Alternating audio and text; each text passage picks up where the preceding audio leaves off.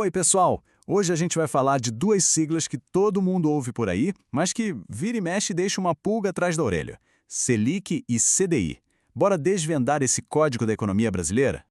Pois é, né? A gente liga o jornal, abre a internet e tá lá, Selic sobe, CDI desce, mas e aí? O que isso muda de verdade na nossa vida, no nosso bolso? É isso que a gente vai entender hoje.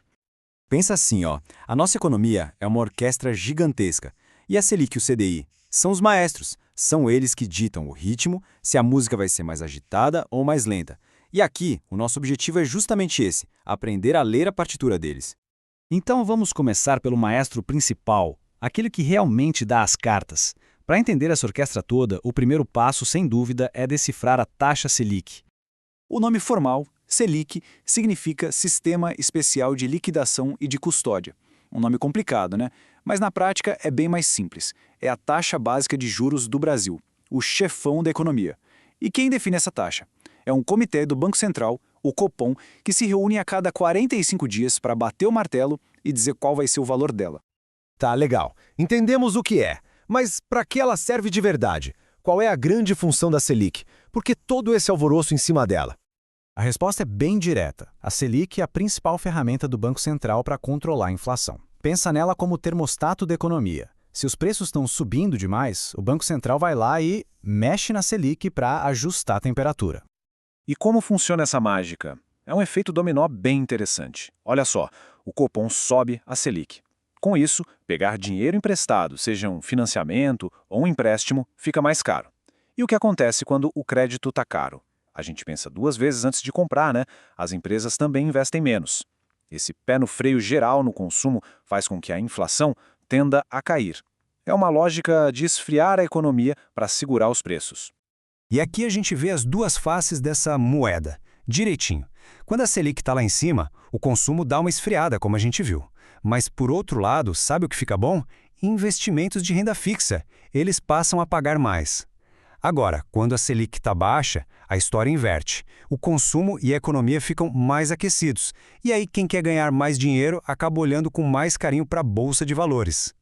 Beleza, entendemos a Selic, mas e o tal do CDI? Onde ele entra nessa história? Bom, o segredo é não pensar nele como uma coisa totalmente diferente. Pensa no CDI como a sombra da Selic, eles andam sempre juntinhos. CDI significa Certificado de Depósito Interbancário, e ele surge de uma regra muito simples do nosso sistema financeiro. Nenhum banco pode fechar o dia com caixa no vermelho, é proibido. Então, o que eles fazem? O banco que sobrou dinheiro empresta para o banco que faltou. É um empréstimo super rápido, de um dia para o outro. E a taxa de juros que eles cobram entre si nessas operações? Essa é a taxa CDI. Então, aqui a gente vê a grande diferença. Olha só, a Selic é a taxa-mãe, digamos assim. É uma decisão do Banco Central para guiar a economia. Já o CDI é uma taxa que nasce do dia a dia dos bancos, do mercado. Uma é a regra do jogo, definida de cima para baixo, a outra é o resultado do jogo acontecendo na prática. Mas o pulo do gato é que, apesar de nascerem de jeitos diferentes na prática, elas são praticamente irmãs siamesas. O CDI anda colado na Selic. Geralmente ele fica só um tiquinho abaixo, tipo um 0,10 ponto percentual. Ou seja, para onde a Selic for, o CDI vai atrás. É batata. Ok, a teoria está clara, mas agora vamos para o que realmente importa para o nosso bolso, né? Como é que a gente traduz tudo isso para o mundo dos investimentos? Como isso afeta o nosso dinheiro rendendo? Com certeza quem já pensou em investir já ouviu essa frase. Ah, esse investimento rende 100% do CDI. Ou 110%, 95%, aparece em tudo que é lugar. Mas afinal, o que significa render um percentual do CDI? Para ficar bem fácil de entender, vamos usar um exemplo com números. Imagina que hoje a taxa CDI esteja em, vamos dizer, 11,25% ao ano. Guarda esse número aí. Beleza.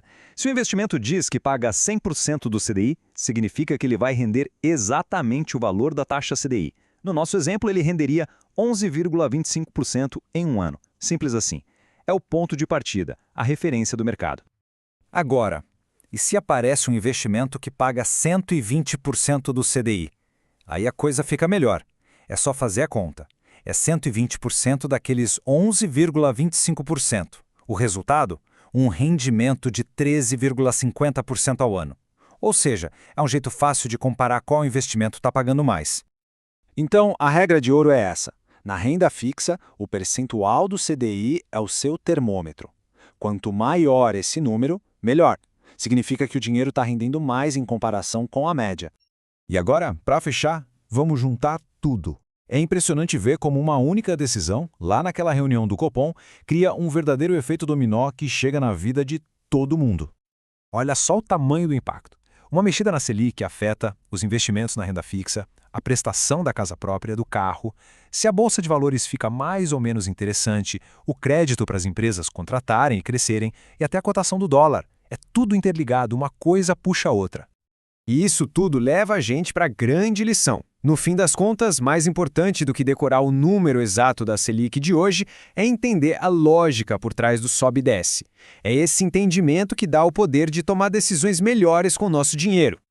Então, fica aqui a reflexão final. Agora que a gente decifrou esse código, que a partitura dos maestros ficou mais clara, como será que a gente vai ouvir as próximas notícias sobre a economia? Tenho certeza que a melodia vai fazer bem mais sentido a partir de agora.